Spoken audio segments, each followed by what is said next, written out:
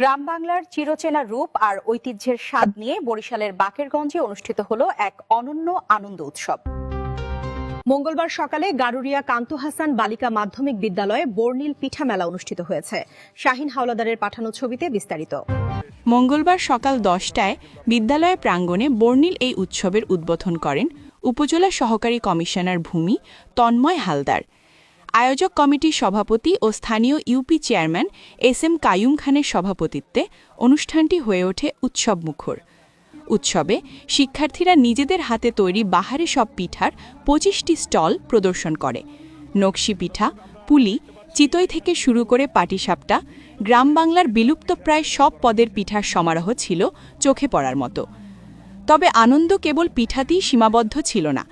উৎসবের বিশেষ আকর্ষণ হিসেবে শিক্ষার্থীদের মাঝে বিতরণ করা হয় নতুন স্কুল ড্রেস। প্রধান অতিথি নিজ হাতে ছাত্রীদের হাতে এই নতুন পোশাক তুলে দেন। নতুন জামা পেয়ে কোমলমতি শিক্ষার্থীদের চোখে মুখে দেখা দেয় উচ্ছ্বাসের ঝিলিক।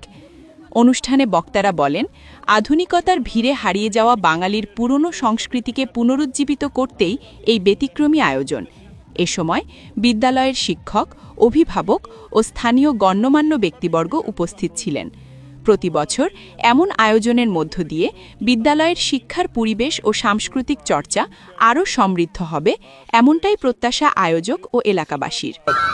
আপনারা কোন শ্রেণীর শিক্ষার্থী? দশম। কেমন আপনাদের পিঠা উৎসব কেমন লাগতেছে? বেচাকেনা শুরু হয়েছে? দর্শক, আমরা কিন্তু সরাসরি যে পিঠা উৎসবের যে চিত্র, বিভিন্ন যে দোকান বসেছে, উৎসব মুখর যে মাঠ রয়েছে, আমরা এই মুহূর্তে নবান্নের হেমন্ত চিরন্তন বাংলার ঐতিহ্য নামের যে দোকানটি রয়েছে সেখানে এসেছি। আমরা কিন্তু এই দোকানটিতে এই মুহূর্তে বেশ কয়েকজন ক্রেতা দেখতে পাচ্ছি যারা কিন্তু পিঠা ক্রয় করছেন।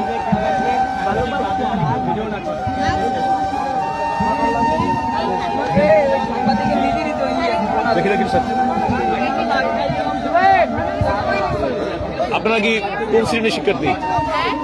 দশম, অষ্টম। কেমন আজকে পিঠা উৎসব কেমন লাগতেছে? বেচাকিনা কেমন হচ্ছে? দর্শক, আমরা কিন্তু এই মুহূর্তে সরাসরি পিঠা উৎসবে দশম শ্রেণীর যে শিক্ষার্থীরা এখানে পিঠার দোকানের আয়োজন করেছে, আমরা কিন্তু সেখানে নানান রকম পিঠা দেখতে পাচ্ছি।